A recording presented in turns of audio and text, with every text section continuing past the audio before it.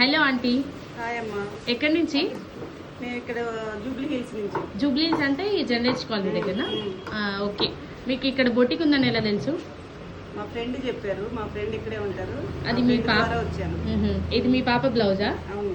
అంటే బాగుందా? రేట్ కానీ వర్క్ కానీ? బాగుంది. ఫినిషింగ్ బాగుంది, వర్క్ బాగుంది.